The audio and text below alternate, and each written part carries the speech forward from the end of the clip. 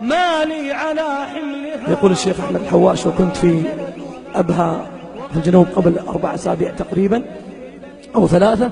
يقول كان في زواج لفتاة في الجنوب، ثم حطت المكياج وزينت نفسها في يوم زواجها، ثم صلت المغرب. بعد صلاة المغرب انتقض وضوءها، فقالت لأمها: بروح أتوضى وأصلي. قالت أمها: أنت مجنونة؟ يوم زواجك تروحين تخربين المكياج اللي فيه؟ قالت: يما بروح أصلي. قالت لها: والله ما تروحين، الآن يوم زواجك. طبعا الزواج بيقعد لين الساعة 1 و2 بيطلع أصلا وقت صلاة العشاء. قالت: والله يا أمي والله ما أقدم أحد على رب العالمين، هالعالم كلهم خفتي عليهم عشان لا يشوفون شكلي والمكياج طايح ثم ما أعجبهم، وما همك أني ما أعجب رب العالمين وأغضبه. لا والله ربي ينظر لقلبي، والله لأصلي، ترى بزعل عليك. قالت: والله يا أمي لا أطيعك في معصية رب العالمين، ووالله لا أقدم أحد عليه. وراحت قدام أمها، وأمها زعلانة وقعدت تتوضأ وانسكب المكياج واغتسلت وتوضت، ثم جاءت وفرشت سجادتها وصلت، فوالله سجدت وهي آخر سجدة لها في الدنيا.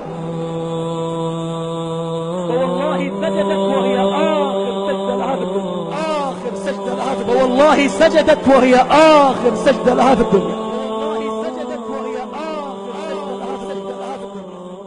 هل جزاء الإحسان إلا الإحسان؟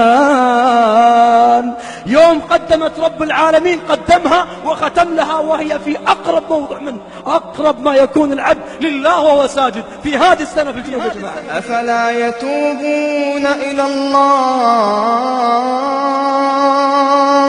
أفلا يتوبون إلى الله ويستغفرونه، أفلا يتوبون إلى الله ويستغفرونه، والله غفور رحيم، والله غفور رحيم. تخيل انها ضحك عليها الشيطان وما صلت، تقبض عند الله في نفس اليوم نفس يومها، لكنها ما صلت. فيا جماعة يا من أشغلهم حواجبهم عن قلوبهم 3-4 أسئلة الفتوى عن الحواجب، والقلوب تعبانة ما تخشع، قلوب تقرأ القرآن ما تخشع، قلوب تدعو ما تبكي، قلوب متعودة تشكو للعالم، ثم الكلمات كأنها نهر جاري، وإذا سجدت واحدة فيهن ولا واحد فينا إذا سجد ما عرف شو يقول.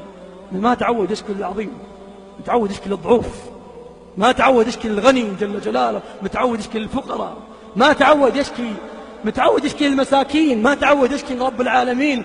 لبست ثوب الرجاء والناس قد رقدوا، وقمت أشكو إلى مولاي ما أجد، فقلت يا عدتي في كل نائبة، ومن عليه لكشف الضر أعتمد، أشكو إليك أمورا أنت تعلمها، ما لي على حملها صبر ولا جلد، وقد مددت يدي بالذل مبتهلا إليك يا خير من مدت إلي يد، فلا تردنها يا رب خائبة، فبحر جودك يروي كل من يرد.